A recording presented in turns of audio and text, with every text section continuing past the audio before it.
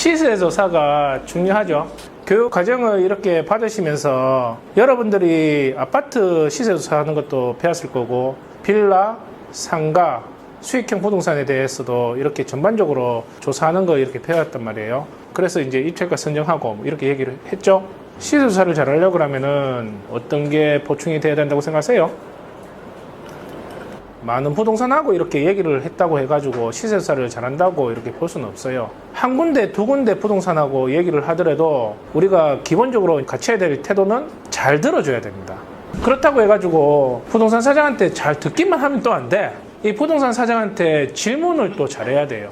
이 질문이라고 해가지고 되게 고급진 질문을 던지는 게 아니에요. 이게 말을 잘하는 게 아니에요. 이 부동산하고 얘기를 하다 보면은 뭔가 이게 앞뒤가 안 맞는 경우가 있단 말이에요. 그러면 아까 사장님이 말씀하셨을 때는 이 정도는 받을 수 있다 그러는데 금방 또 말씀하셨을 때는 이 가격대 내야지 거래가 된다고 이렇게 말씀을 하시는 거예요. 그렇게 또 질문이 들어가려고 그러면 기억력이 좋아야 돼요.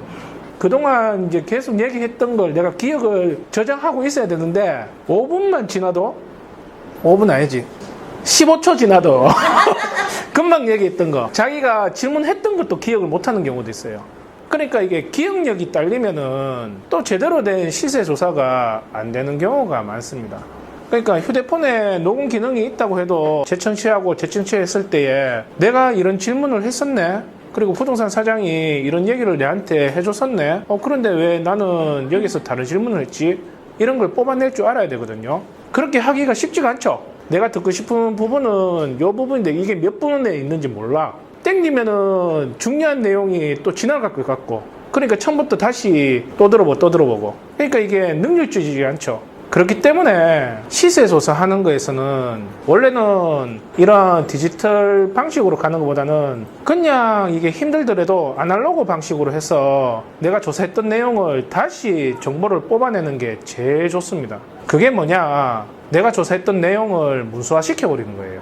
여러분들 책을 본다 그러면은 내가 한번 거쳤던 내용이라 그러면은 이 부분을 보고 싶다 그러면은 처음부터 보는 게 아니고 그냥 목록 보고 몇 페이지에 딱 보고 그때부터 찾아 들어가죠. 그런 것처럼 문서화를 시켜버리면은 내가 조사했던 이 내용이 정보를 찾아내는 데서 되게 빠르고 간편할 수가 있는 거예요. 그래서 오늘 여러분들하고 시세조사했던 내용을 문서화시키는 이 훈련에 대한 수업을 이제 시작을 한번 해보려고 해요.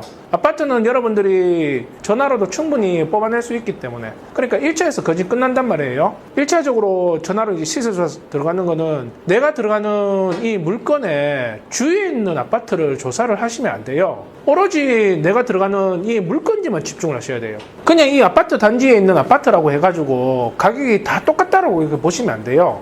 가격이 다 틀립니다. 왜 가격이 틀릴까요? 그렇지, 이 말이 정답인 거예요. 그러니까 내가 지금 현재 조사하는 이 아파트에 그거부터 파악을 해야 되는데 주위부터 이렇게 파악하면 안 된단 말이에요. 오롯이 집중하는 건 내 아파트인 거예요. 그랬을 때 내가 이 입찰 물건을 받았다 그러면 이 동의 이 라인이라 그러면은 나는 최종적으로 부동산에 얼마 정도 선에서 내놓고 얼마 정도까지는 조정해 줄 수 있는지가 나와야 돼요. 그게 됐다 그러면은 내가 조사하는 이 주위에 있는 아파트들은 똑같은 평수에 가격대가 어떻게 차이가 나는지를 이제 확인을 해야 되는 거예요. 길 건너편에 있는 이 아파트는 내보다 2천만 원, 3천만 원이 더 비싸. 왜 그런다고 생각하세요? 아까 준표 씨가 얘기했잖아. 사람들이 그 아파트에 더 많이 찾아가니까. 그러면은 그 아파트에 더 많이 찾아가는 이유를 우리는 시세 조사에서 그 정보를 찾아내야 되는 거죠. 내가 내놓으려고 하는 이 아파트 지금 2억 2천 정도 받을 수 있는데 왜 길 건너편에 있는 그쪽에는 2억 8천 정도 이렇게 얘기를 하는 거예요? 질문이 되게 간단해요. 이 부동산에 얘기하는 게 거기는 연식이 여기보다 5년 정도 뒤에 지었잖아요. 여기는 무지개 아파트지만 여기는 더 샵이잖아요. 사장님 더 샵 이렇게 얘기할 수 있잖아요. 메이커에 지은 지 얼마 안 됐어. 그래서 가격이 비싸대. 그게 다예요? 라고 또 물어보면 이쪽에 바로 앞에 초, 중, 고 다 있잖아요. 아파트에 초등학교 붙어 있고 조금만 걸어 올라가면은 중학교, 고등학교도 있잖아요. 그리고 바로 길 건너편에 여기 학원하고 병원하고 상가 다 밀집되어 있잖아요. 한 5분만 걸어가면은 여기잖아요. 그래서 여기는 2억 8천 또 금매 물건이잖아요. 그러면은 나는 똑같은 평형이라도 나는 2억 8천 못 냈겠네. 내 이 물건을 받는다 그러면은. 나는 무지개 아파트니까. 그리고 포스코보다 5년 일찍 지었으니까.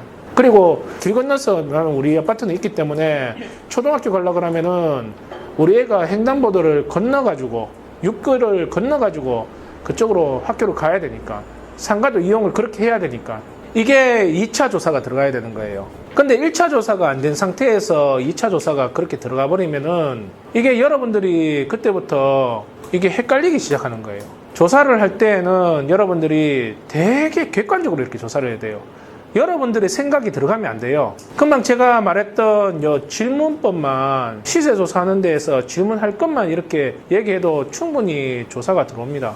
여러분들이 아무리 다른 데에 부동산을 전화해도 이 아파트에 대해서 이게 제대로 된 시세가 안 나오는 게 똑같은 아파트를 생각하는 게 다 틀립니다. 어떤 부동산은 이 아파트는 2억 천이면 살 수 있다라고 생각하고 어떤 부동산은 여기는 그래도 한 2억 2천은 넘겨야 된다는 이런 부동산도 있고요. 어떤 부동산은 되게 부정적으로 이렇게 보는 사람도 있고요. 그러면은 어떤 부동산의 말을 들어야 될지 여러분들이 헷갈리기 시작하는 거예요. 그때부터 이제 내가 멘탈이 나가니까 시세가 더 안 나오기 시작하는 거예요. 문서 작업을 이렇게 하다 보면은 여러분들이 스스로 이제 주거나 시키는 그 훈련이 차츰차츰 내공이 쌓이기 시작할 거예요. 제일 신뢰가 되는 그 부동산에다가 비교하는 이제 작업이 이렇게 들어가는 거예요.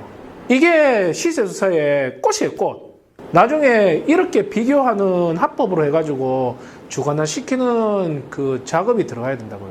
이게 안 되니까 30분, 40분 통화하고 여러 군데 많은 부동산하고 이렇게 통화를 해도 시세가 안 나오는 거예요. 시세가 안 나오니까 입찰가 선정하는 게 힘들어지는 거예요. 그러니까 이 문서화 시키는 이 작업이 얼마나 중요한지 여러분들이 느껴지시죠?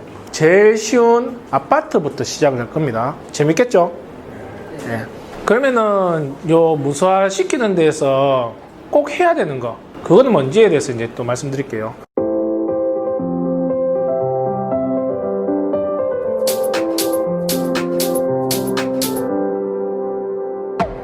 Say come over, let's have a little chat.